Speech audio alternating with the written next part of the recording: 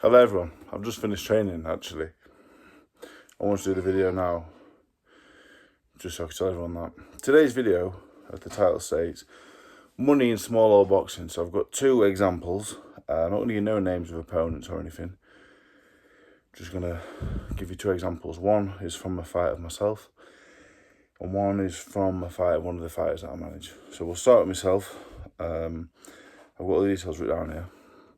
A lot of videos I can't do or not doing yet because I don't have the exact details of money and whatever else facts. I don't want to do videos and stuff that I don't have facts on. So anyway, I did a 4-round contest with a foreign opponent. He was from Europe. And basically I was struggling to get an opponent, really struggling. Couldn't get one, couldn't get a domestic opponent, so was struggling. I'd only sold £2,800 worth of tickets and it was fight week. So the matchmaker said, you can box this fella. He's going to cost €4,000, which I worked out was £3,422. So that was £622 more than I had sold, which was an issue. So I said, you know what, I'll pay it because I'll get it back and some in the long run. He said, well, that's good, mate, but you've also got to factor in flights for him and his team. I think, if I remember right, he only came with a coach. You've got to factor in a hotel. I think they only got one room. I think they shared a room. Ubers to and from the airport. I think it was Manchester Airport. Food money, like a food allowance. And that was £4,600 altogether. So I sold £2,800 worth of tickets and it was going to cost me £4,600 to box. So, I meant to look in the camera, sorry, someone told me yesterday. So, it was going to cost me £1,800 to box. I ended up boxing, ended up taking the fight and saying, I think I'll get it back in the long run. But a lot of people think that I've always boxed as a heavyweight and whatever else, I've always boxed and got paid a lot of money. Small or boxing, that is not the case. That is an example of one of my fights at heavyweight. It is expensive at heavyweight. Minus £1,800 for that fight for me. Now I want to move on to another example, a fighter that I manage. He did a 6-round contest. And in this instance, I was very fortunate. I didn't have to pay pot money. So if you want to box on these shows, on most shows you have to pay pot money. You have to pay to go on the show. So in this case, he had to pay £1,100 to the promoter for his place on the show. That's commonplace. A lot of boxing fans won't know this. £1,100 gets you a place on the show. I then, as his manager, went to the matchmaker, told him who I wanted. I wanted a 6-3s with a Journeyman. Who can you get me? He came back with a fella. He said, look, he'll box you over 6-3s. He'll fight at the weight you want, and he'll do a day before weighing, but he wants £2,000. So I then go to the boxer and say, look, mate, it's going to be £3,100.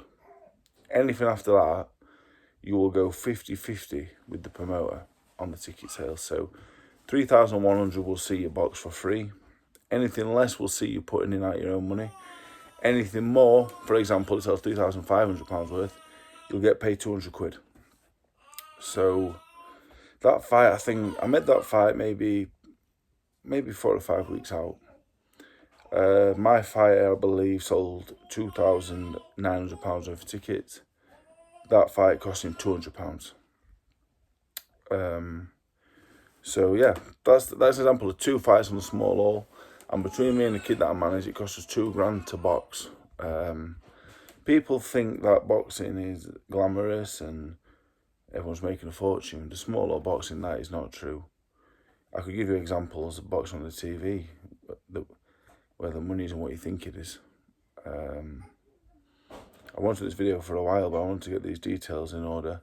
And I want to make sure I didn't mention no names of boxers and stuff, and I don't want to talk about what anyone's making, so I'm not going to mention no names or nothing. But the idea of the video was just to show everyone, like, this game's hard. unless you are a top prospect, a really, really good prospect with a good sponsor, a British champion or better, you're better off being a journeyman, to be honest. There is no money in being a prospect. Not just a prospect, you know. And these prospects, they're not very good anyway. I don't know why they're doing it. To be honest, that's the honest truth.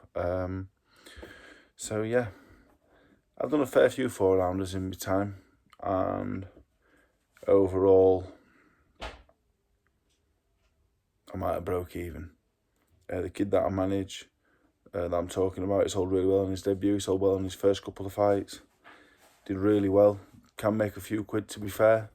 Well, it soon slows down when you're boxing journeyman all the time. But